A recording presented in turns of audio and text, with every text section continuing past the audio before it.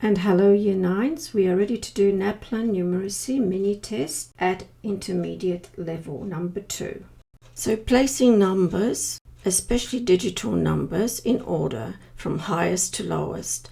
This has been already asked before. It's a favorite question from Naplan. But make note of whether you're asked to do from highest to lowest or from lowest to highest. So to start off, place these numbers vertically, one above each other. And notice that my decimal places are stacked one underneath each other. This is important because the digit after the decimal point is going to determine whether the number is highest or lowest. So when we look at those digits there, you'll see that 3 is obviously higher than 0, 0 and 1. So 0.3 is your highest number. So I can now place it in my rectangle and say 0.3. And the second highest number will be the one with the 1 digit. So we can write that in 2.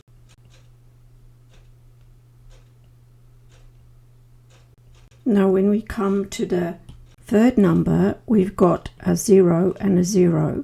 So we'll need to look into the next placing, 5 and 0. And number 5 is of course higher than 0. So that means that 0.05 will be our third number. And so our last number is 0.006, which is now the lowest number. And this question looks at the ability of you to change a mixed fraction to an improper fraction. So what is a mixed fraction? The very first one that you're given, 4 and 2/5, we call this a mixed fraction.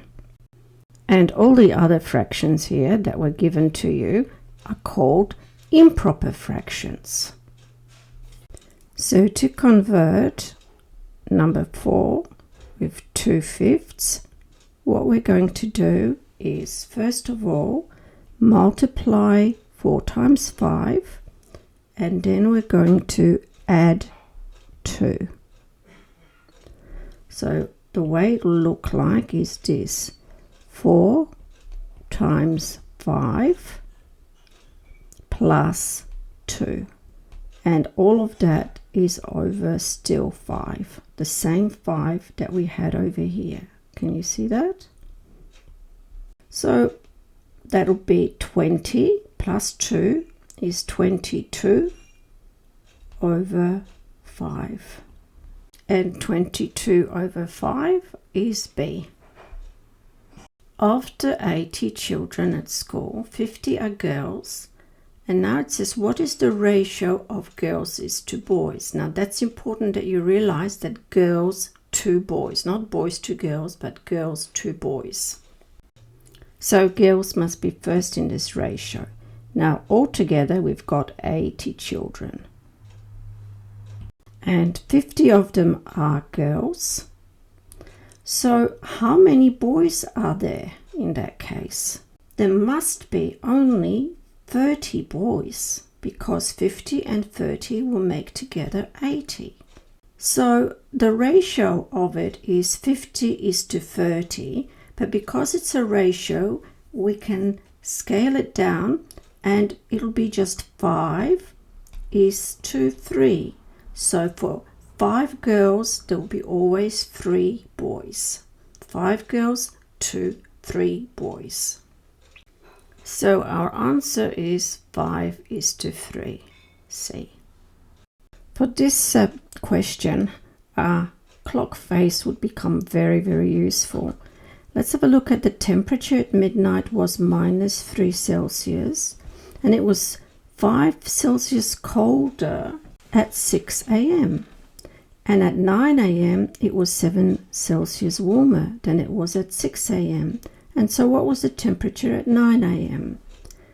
All you need is to sketch yourself, just a sketch of a very simple clock. Mine is a little bit more detailed, but the first thing that you know is that the temperature at midnight Now I hope that you know that midnight will be here. And the temperature at midnight we are told is -3 Celsius.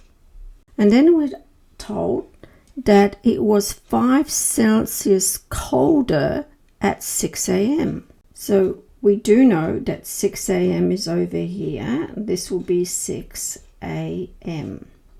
Now, if you're calculating 5 Celsius colder, or you might be able to do it in your head, but if you do draw a number line, try and draw one which goes 10 to the left. 1, 2, 3, 4, 5, 6, 7, 8, 9. You can always add on, but doesn't matter. I'll start with -1, -2, -3, -4, -5.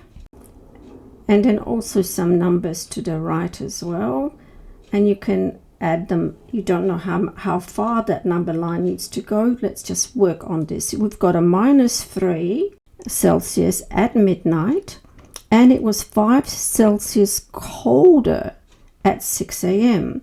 That means we need to go backwards and say that if it was -3 here, we're going to go 1, 2, 3, 4, 5 degrees down, and we know that that means it's -8 Celsius at 6 o'clock in the morning.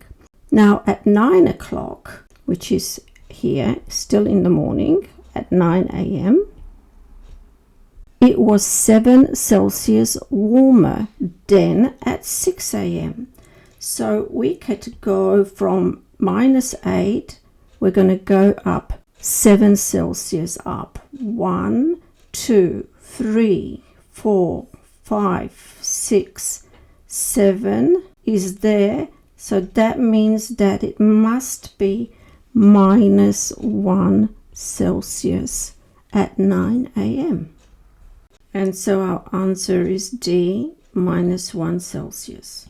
So on Tuesday, Sandy slashed 30% of a paddock.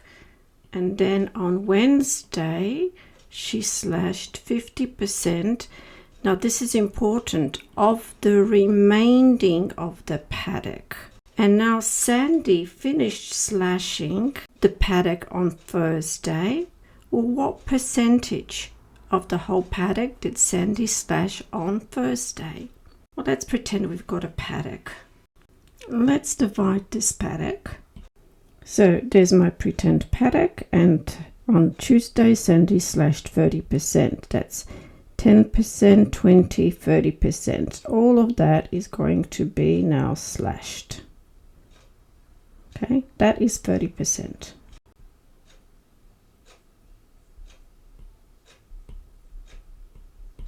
It's all done. So what have we got left? We've got left 70%. Now, it seems that on Wednesday she slashed 50% of the remainder. The remainder of the paddock was 70%. So what would 50 of that remainder be? That would be 70% divided by 2. This will be 35%. So we can now slash 35% of this paddock as well here. Okay. Half of that is 35. And that means that what we have left is 35% left. So the percentage of paddock that Sandy slashed on Thursday would have been 35, because this one she slashed on Tuesday, and this one she slashed on Wednesday, and the rest of it was on Thursday. 35%. In finding where root 300 stands, we're going to have to square 11, 14, 17, 20, all these numbers. Now you can use your common sense. We could find between 11 and 14 14 and 17 and 17 and 20. But when I come to 120 and 160, I think that's a little bit ridiculous, because let's start with the last one first of all. What is 20 squared? 20 squared is 400, which means that the root of 400 will give me 20. So anything larger than 20 is just absurd, and we just delete this one. So we need to try 17 squared, and we don't have a calculator, so we're going to just multiply this out.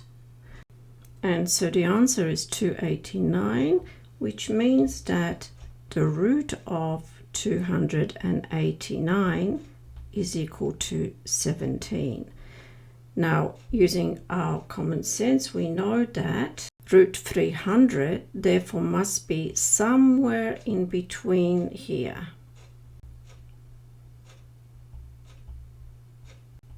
Somewhere here. So we can highlight straight away that it's C, 17 to 20.